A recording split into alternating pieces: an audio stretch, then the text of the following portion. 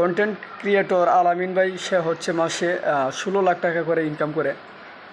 তার বাড়ি হচ্ছে আমাদের একই উপজেলার পাশাপাশি বাড়ি। এই খবরটা সে নিজেই বলছিল যে সে মান্থলি 16 লাখ টাকা করে ইনকাম করে। তো সেটা হচ্ছে ফেসবুক রিলসের মাধ্যমে। আপনারা জানেন যে তার প্রায় তার মিলিয়ন ভিউজ।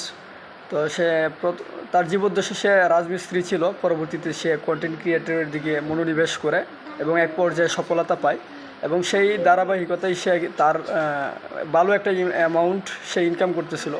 পরবর্তীতে তার আইডিটা দুষ্কৃতী মহল হ্যাক করে নিয়েছিল।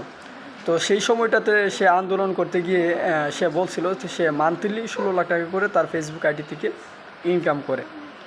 তো এটা স্বাভাবিক, কারণ হচ্ছে তার প্রতিটা ভিডিও থেকে মিলিয়ন ভিউজ আসে। তো সেই জায়গা থেকে 16 লাখ টাকা করে ইনকাম করা এটা স্বাভাবিক। তবে বিষয়টা হচ্ছে হালাল এবং হারাম। যদি আপনি ভালো ভিডিও দেন, যদি এখানে কোনো হারামের ছোঁয়া না থাকে, তাহলে সেই ভিডিওটা করতে পারেন।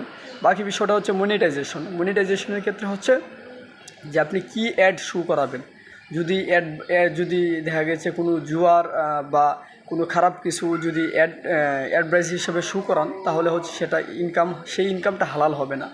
তো সেই ক্ষেত্রে আপনাদের কাছে থাকবে, আপনারা যতটুকু পারেন ভালো ইসলামিক মাইন্ডেড বা যেগুলা হারাম না, এগুলো ভিডিও করতে পারেন। এবং হচ্ছে মনিটাইজেশনের ক্ষেত্রে সতর্ক থাকতে হবে, যাতে করে কোনো হারাম অ্যাড শো না করে। সেক্ষেত্রে সতর্ক থাকা চাই।